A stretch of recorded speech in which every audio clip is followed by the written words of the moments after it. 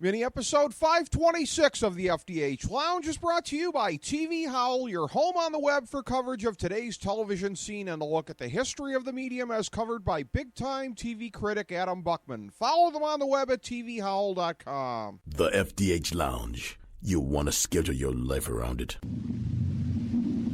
A long time ago, on a gloomy, wet Cleveland spring night, two men stand alone amidst the late-night drizzle. Their voices echo across the vacant station parking lot as they debate the merits of the great American radio show that have been missing for far too long. On that night, an idea was born. That idea became the FDH Lounge.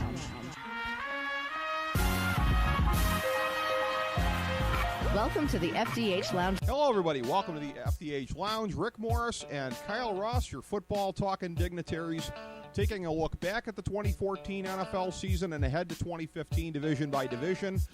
Up this time, it's the AFC North, a division which, shockingly, had a couple of different teams here in double digits for a conference where we thought that a lot of teams were going to be hovering right around that bell curve area of 8-8. We talked about it when we broke down the AFC East. That was really not the case. It was the rich and the poor in the AFC, and we had some teams in the AFC North accelerating to get to that rich area, but methinks there's going to be at least a couple of them falling out of that millionaires bracket, Kyle Ross, in 2015.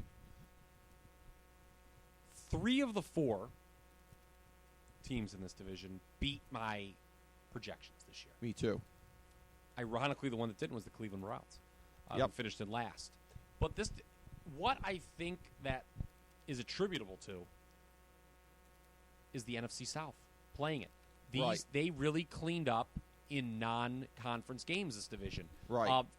There's an irony here, though, that the Steelers, who won the division 11-5, 2-2. I picked the Steelers to win the division, by the way, at 10-6. They finished 11-5. Yep. So it's pretty negligible. They only went 2-2, and they lost to Tampa Bay and New Orleans, both at home. Right. And then they beat Atlanta and Carolina on the road. Yep. The Steelers were kind of a goofy team to figure out last year. They're a real stars and scrubs roster. They've got the great talent at the skill positions: Roethlisberger, Le'Veon Bell, Antonio Brown deserves to be mentioned among the best. Bryant, some of the other guys in the receiving corps coming along. But I'm going to say this: I never root for anyone to get fired. I shouldn't say it. There are a few times I have pumped my fist and said, good. I was glad when ESPN parted ways with Rush Limbaugh, to bring up one thing. But not exactly a pure sports example of rooting for that, but okay.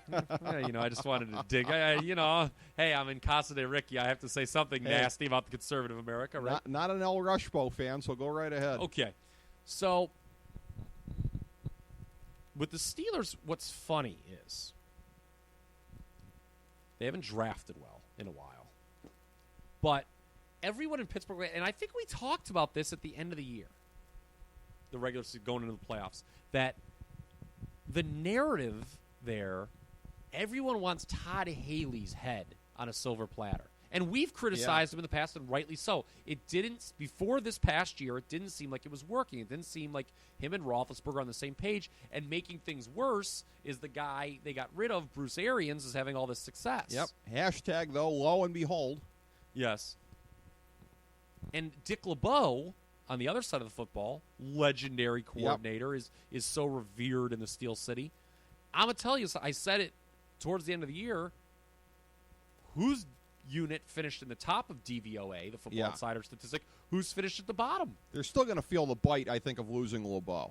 I don't. I'll be honest with you. Do you think the game's passed him by? He had antiquated players, yes, all right, and an antiquated system. I champion the move to get rid of Dick LeBeau. Wow, this is a clip and save moment because I think they're going to regret it, and we'll find out. Oh, which I one don't of us at is all. Right. I think. I was actually. This is to bring a full circle with the I don't root for people to get fired. I was pleasantly surprised they made that decision. Okay. I thought for all the bitching about Haley that goes on, if there was a coordinator that one of the two coordinators that deserved to keep his job in Pittsburgh, it was Todd Haley. Haley had a better year, but again, granted, he had better talent to work with as well. Did. But I'm telling you, I mean, the proof was in the pudding. Pittsburgh's defense, I think they were running antiquated concepts with antiquated players. It is time to hit that defense with a fresh coat of black and gold paint. Well, it is, and it's a thing, too. And, again, for anybody who doubts my open-mindedness, my best friend, my bestie is actually a Squealer fan. And I said to him coming into the season, I said, I don't know why you guys never draft cornerbacks, but I'm grateful. They need to. I'm grateful. One of my old roommate, Josh, he's a big Steelers fan. Uh-huh. And, when I was telling him before the year, I'm like, dude, your secondary stinks. Yes. He was like, no. I was like, dude. Palomalu's 100 years old. They never draft cornerbacks. Yeah. Ike Taylor is one of the worst players in the NFL. Right. He's horrible. He couldn't cover me. And I got no hops anymore. I mean, he's not that bad. I think he would cover you. But, so Pittsburgh, it's interesting where they go next year. They were, as I mentioned, unlike the other teams, they were the only team in the division that did not have a winning record in non-conference games. Strange. And then they win the division. But where they made up for that was a 6-3 record straight up in games decided by 8 points or less. Not a huge, it's not like, we talked about with the Jets, the AFC East, how they went 5-1 the previous year. It's not, but that's A, a lot of games that were close, and B, pretty good fortune. I don't see the Steelers matching 11 wins next year, but I could see them still being a wild card depending on how they address the defense. The offense is fine. I don't think they need to do anything to the offense.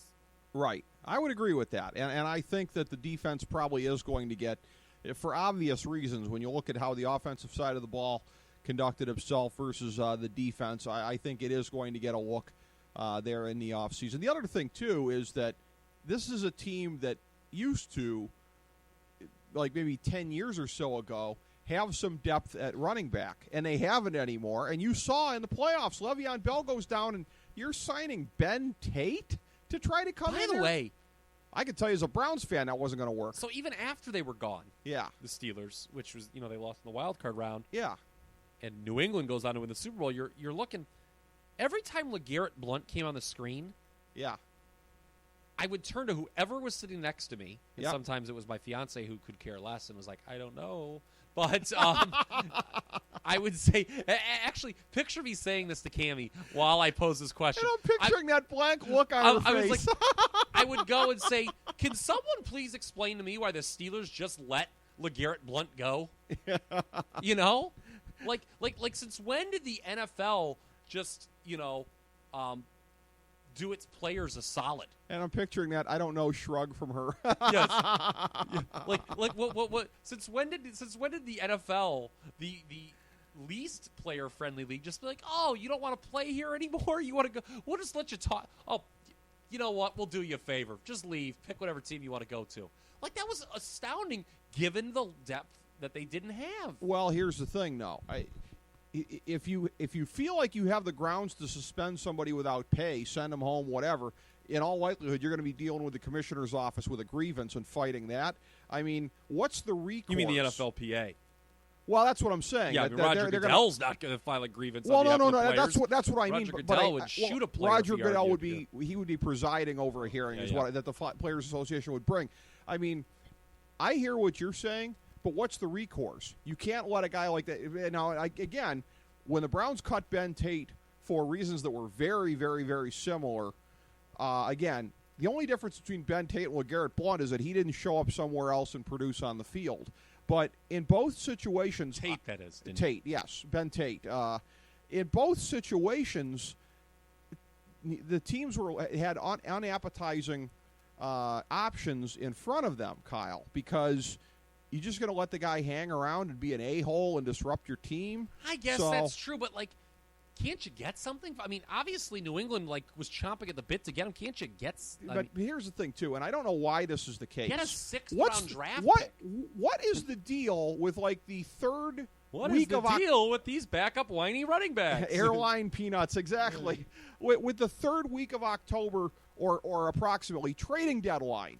That's the stupidest thing in the world. Why don't you have it by the first week of December so that you can get some deadline deals going that may affect the playoffs? This was after the deadline. Well, Kyle. I think because they're afraid, fire sale, the usual. Okay, Tampa Bay or Tennessee. So what? Yeah, help teams load up on draft picks for next year. Okay. It's in the parlance of fantasy, it's a keeper league. You don't have to worry about that. But going back to your point, it was after the trade deadline, Kyle. That's the number one thing. What are you going to do with the guy? Leave him in your locker room to be an a-hole who just runs around bad-mouthing everybody, or cut him? There's not really a third option unless you think you can suspend him without pay, or I don't know if there is an option. Can you leave somebody on your roster and pay him but tell him to go home? If so, maybe that's the thing. Because if you could avoid a grievance. I don't know. Did the Colts kind of do that with Trent Richardson? Kind of, yeah. Well, that was like on a week-to-week. That was on a week-to-week basis. Okay, well, I'm there thinking you go. more Just so keep for tricking him. Just be like, okay, look, Garrett, you're good. Everything's going to be good. We'll give you some starting time, and then Sunday rolls around, stay home. You're on the roster this week. Psych! Yes. Yeah, so they had to be wondering about that. But again, Garrett Blount being the backup running back, that was unusual for them in that the last couple of years, as you saw, they don't generally have a credible number 2 option. They don't have but it's actually a microcosm of the whole roster. They don't have a lot of depth anywhere. You're right this about team. that. They're a team You're that right. cannot sustain a ton of injuries. We saw, Right. and we saw that on the defensive side of the ball. They just have a lot of old, crappy guys out They there, do. and they haven't drafted well in the Right. front 7.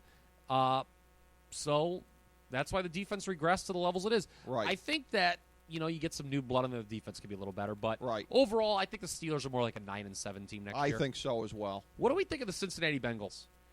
They were an overachiever this year. Well, I picked them to be 8-8. So did I. I think they're going to regress back to about that point. I think with the talent on the They roster, went 10-5-1 for the record this Yeah. year, despite only having a plus 21 point differential. So they were Yeah. one of the real Pythagorean overachievers this year. They were, and to me, they reek of like a 7-9, 8-8 team next year because again, we're another year into the whole Andy Dalton failure at quarterback. Is he a failure, or is he just who we think he is? To Well, borrow a line from both you and Dennis Green. Yes, but he's both actually because he's not even going to get to the level. We talked about it with the AFC East. Your goal, look, if you have somebody on the Aaron Rodgers tier of 5 or 6 guys in this league, I don't know. Is there 5 or 6 guys on that tier? well, I'm already putting Andrew Luck on that tier because he's going to be there barring an injury. Luck, Rodgers, Brady, Manning if he's still playing.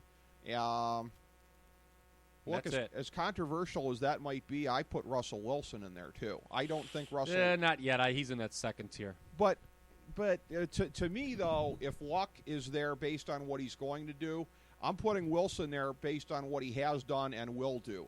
We'll get to more about him later. But anyways, if you don't have one of those guys, and chances are if you have one, if you don't have one of them, realistically the best you hope for is the Roethlisberger, Flacco, Eli Manning tier. There's a couple of Super Bowls won for 5 Super Bowls from among those 3 quarterbacks. So basically it's get an excellent supporting cast around you on both sides of the ball, and this guy will be good enough. Andy Dalton's not that guy, and he's not going to be that guy. Okay, let's compare him to Flacco. He's in the division. They play each other a lot. Yeah. I think there's some. Flacco's better than Andy Dalton. And Flacco, remember, though, there was a lot of doubts about him before that ridiculous Super Bowl ran on. Now, I'll say this in his defense. He at least would win one playoff game. Dalton is yet to win any. They're 0-4. And your boy, the great Bill Barnwell from Grantland, wrote that column before the season pointing out the games where he faced the most vicious kinds of pressure are the ones where he's fallen apart. And you're not going to dance in the playoffs without pressure. What does your boy, Screaming A. Smith, like to say? He was tap dancing like the late, great Gregory Hines. I kept saying that in the Super Bowl, the people who hate Stephen A. Smith, they were just like getting very nauseous by the fourth quarter. That's actually pretty good by his low standards. But, yes. Bengals, so we talk about how their record and point differential didn't really jive. You know me, I love that stuff, the numbers. They were 3-0-1 in games decided by 8 points or less, the Bengals. Did not lose a single close game this past year. Now, they got blown out. So what that means was they got blown out a few times. They got blown out by New England on the road, got blown out at Indianapolis, were blown out at home by Cleveland. But you can maybe write that off in the randomness of that is Thursday night football. Were blown out at home by Pittsburgh, though, as well. Right. And then they lost again to the Steelers last week. So 4 of their 5 losses were bad. And then they tied a Panthers team, which looked real bad at the time, but I guess maybe not so much in retrospect. Another thing they did is, and we'll talk about this too with Baltimore, because for you not so much, but for me it was true. The Bengals in Baltimore overachieved by projection. Yes. What can that be attributed to? We talked about this with the Bills in the AFC East record in non-conference games. Right. Who did the AFC North play? The NFC South. The Bengals were 3-0-1 against those teams. Yeah. So, and that matters. And they're playing the NFC West next year. Yeah. They're not going to go 3. Good luck with they're that. They're not going to go 3-0-1 in non-conference games. And the AFC West. They're not going to go 3-0-1 in close games. Yeah. Was there any sort of crossover? You just convinced me. I said 7 or 8. I'm saying 7 wins after looking at that schedule. Yeah, I mean, they beat Baltimore close twice. They're probably not going to sweep the Ravens either next year. No, they may not get swept by the Steelers, so that may you might still wind up going 2-2 6 of those one, games. half dozen of another. Yeah, but okay. Here's the thing. I mean, they were very lucky actually to beat Tampa Bay on the road. I don't know if you remember that game. I bet the Bucs in that game, so I watched an abnormal amount of it. But I think the the Bengals lose a few more next year. Just because that's what the math says. Now, I think so as well. Now, Baltimore, however, they went 4-0 against the NFC South. Right. Really cleaned up. Which is what you would expect. I picked them for 9-7 and to win the division. They actually overshot the runway in terms of win projection, but didn't win the division. Yeah, but I think we saw in the Pittsburgh game were legitimately the best team in the division last year. I said that. You were on the Ravens in that the wild card. I was too. Yeah. They did finish with the best point differential in the division by quite a bit, plus 107. Yep. Only Denver and New England, who were plus 128 and plus 155 respectively, had a better point differential this year than the Ravens among only AFC teams. Right. They've never had a losing year under John Harbaugh. Right. Yes, it's just like I said with the Bengals, it's going to be tough to duplicate the non-conference record next year. But I could see the Ravens, unlike the Steelers and Bengals, maintaining their record. I thought they were the best team at year's end in the division, despite the third-place finish. I can see them winning this division at 10-6. While that was only good enough for third place this year, I could see that being good enough for first next year. I'll tell you what, too, and this is something that's going to make them dangerous in the playoffs if we're right that they win the division, because I think that this matters. I think it matters when you come out of a season proving that you can take a punch and that you don't have a glass jaw. AFC West, NFC West, a lot of landmines there. Whoever wins this division will go into the playoffs maybe more battle-hardened than any other division winner in football. Another thing, too, they never get blown out. We talked about how Cincinnati suffered some real bad losses. Baltimore rarely gets blown out under John Harbaugh. So that's the sign of a good team. And then conversely, they really took care of business against like some of the bad teams. Remember, I remember they blasted Tampa Bay one week. I think they killed Atlanta another week. We got to be honest, though. By the end of the season, some of this was injuries, but some of it was just talent on the roster. Secondary sucks. Obviously, you and I are assuming. Here's the thing, though. Draft, free agency, they everything. always draft well. They will put every offseason resource that they can into the secondary. We didn't really talk about this with Cincinnati. Right. Like with Pittsburgh, clearly they need to address draft free agents, the defensive side of the ball. Yes. Cincinnati, look, everyone's going to talk about Andy Dalton. I just don't know what the better option is than Andy Dalton. Unless if like some great free agent says, I'll come play for you. I don't know what they're not in a position to draft they're a stuck guy for another year. Yeah. So, and Cincinnati, other than that quarterback position, they don't have a lot of holes on that roster. No. Baltimore has one identifiable hole. When you have one identifiable, pardon me, let me get the toilet paper out of my mouth, on your roster, you can address it. Yes. And I anticipate that they'll address it. We both do. Yes. In the draft, both I mean, they're going to be picking. There was a big in the spot that they'll be picking. I don't have the exact number in front of me, but there was a big run on cornerbacks last year, late in the first round. Remember Denard and Verrett and some other guys. You can get a good talent at that spot and address Right. it, and maybe you get a free agent. So regrettably, Justin Gilbert was not among those guys. yeah, it was interesting that he was the first one to be taken and was the worst. Yeah. But now keep in mind, rookie corners also struggle. So, Yeah. so I'm not writing him off. No, by I any wouldn't stretch. either. And Yeah. that would be a transition to How about that? Your Cleveland the Browns. Browns. I said 7-9 before the year. I did too.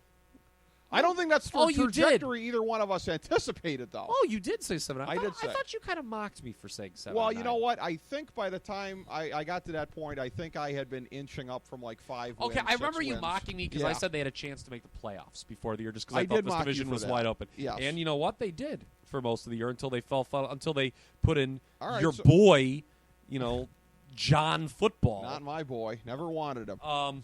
No.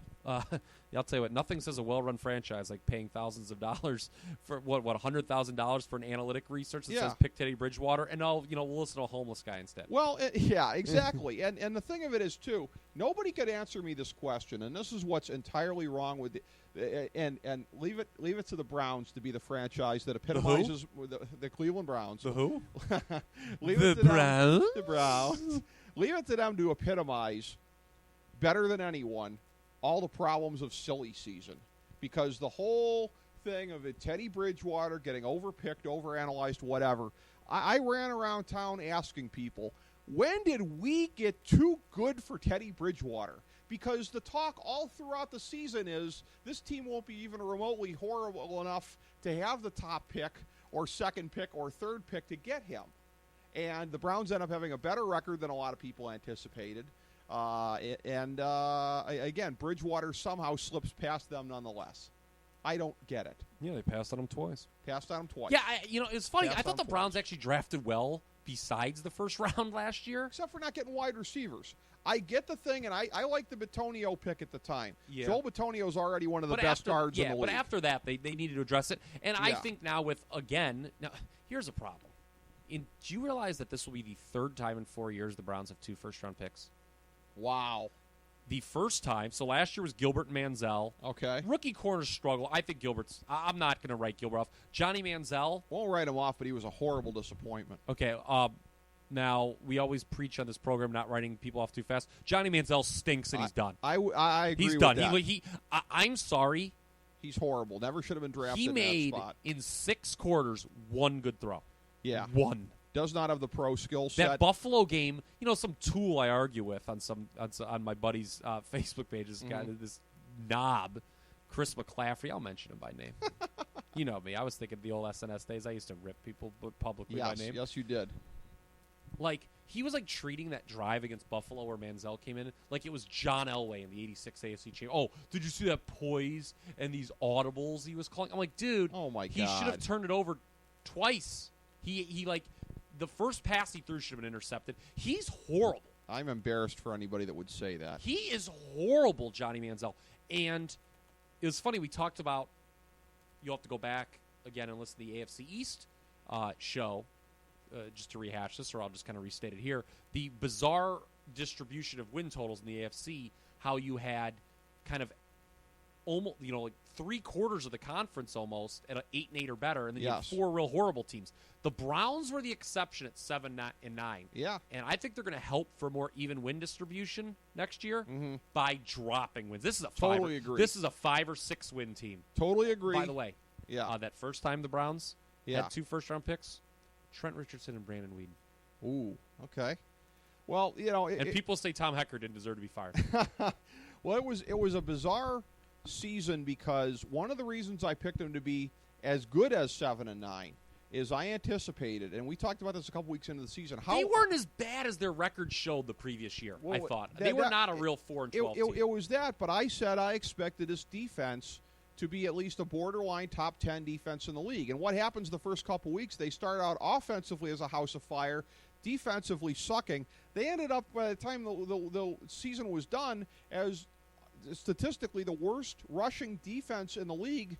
And people were like, well, defensive line, whatever. And I go, no, I don't want to hear that. Well, you It is a don't. massive underachieving job by this defense. This defense massively underachieved throughout 2014. Well, then what do you want people to say? I mean, Are you saying we have? Are you saying that? What I want him to say. What should the Browns defense? What should the Browns do with the defense next year? Should they just status quo and say, "All right, guys, play up to your potential now"? No, I mean, I mean, your boy Kiki Mingo. How's he doing? I think it's more a question of scheming, and basically what I'm saying is, I think there's not enough people pointing at the defensive coordinator and the head coach and saying, "Why wasn't the defense better?" And I think Mike Pettin has done a great job in terms of in a dumpster fire of a coaching situation with a horrific ownership. A franchise that's been in the crapper since '99. Mike Pettin, big picture, has been great. What I question is the job schematically with the defense last year, because the defense horrifically underachieved. I will not let go. I think they need to get a run stopper if he's there in the first round, in addition to a receiver. They got the 2 picks. They need. Look, their secondary's pretty good actually, and in good shape. They need to get who's their talented guy in the front 7? They got a couple of them. They got a couple of them. Did I miss? Did I fall asleep? Phil Taylor's pretty darn good. Itaba Rubin, who it looks like they're going to let go, pretty darn good. Carlos Dansby came over from Arizona and played very well. Chris Kirksey, the 3rd-round draft pick, showing some signs of being a young Carlos Dansby. Well, Jabal Sheard, who they appear ready to let go. Well, then why I don't know you why. run on him? Paul Kruger had a much better year. You talked about how Taylor couldn't cover you. I mean, I could have ran on this I'm sitting here and I'm praising all of these guys, and it just seems like I don't even know how. I watched just about all of their games, and I don't know how this front 7 sucked as bad as they did. They were 4-4 in games decided by 7 points or less. Yeah, so they no were real a luck sieve there against the running game. Yeah, they improved from 4 to 7 wins. The thing is, the schedule's going to be harder. They had they played Tennessee, Jacksonville, and Oakland, and Tampa Bay early. I mean, I think their record, they were a phony early on. They were not as bad as they looked late, but they weren't as good as they looked early. This is why Kyle Shanahan narked to Jason Lockenfora about the text messages from the front office so he could get out of his job, because he knew there's going to be another purge coming next year after they win 4 or 5 games. Everybody sees this. What a brilliant move by the Shanahans. Again.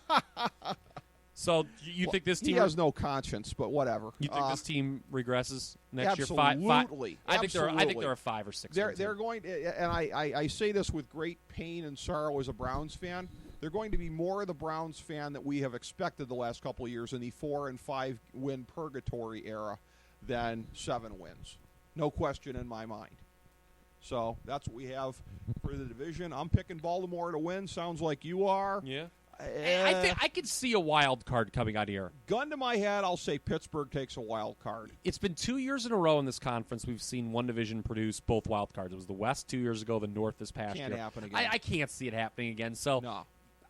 I kind of like Pittsburgh a little more than Cincinnati at this point. But I'm not ready to claim Pittsburgh's a good playoff team. We'll talk about that in August. Yeah. Pittsburgh for me is very much on the bubble. I'll say they take the wild card, and I think Baltimore wins the division. And with picking the Browns for only 4 or 5 wins, you sense my great sorrow as a lifelong Cleveland Browns football fan. So essentially, more of the same in 2015. As we bring the show to a close, we would like to extend our deepest gratitude to NBC, CBS, ABC, Fox, all Clear Channel affiliates, TNT, TBS, USA, UPN, Deadspin.com, YouTube.com, YTMND.com, MySpace.com, various blogs, Fox News, CNN, CNBC, MSNBC, IamBoard.com, Billboard.com, Google.com, ESPN, ESPN2, ESPN News, ESPN Classic, NBA TV, NFL Network, Sports Time Ohio, Athlon Magazine, Comedy Central, Cartoon Network, The Boomerang Channel, QVC, BET, The Spice Channel, Steno Notebooks, Manwich, Papermate Office Supplies, Waitresses, Strippers, Bartenders, Garbage Men, Janitors, Microwave Popcorn, the writers of The Office, Scrubs, Entourage, My Name is Earl, Oz, Metalocalypse and the Boondocks, Aquafina, and the periodic table of elements.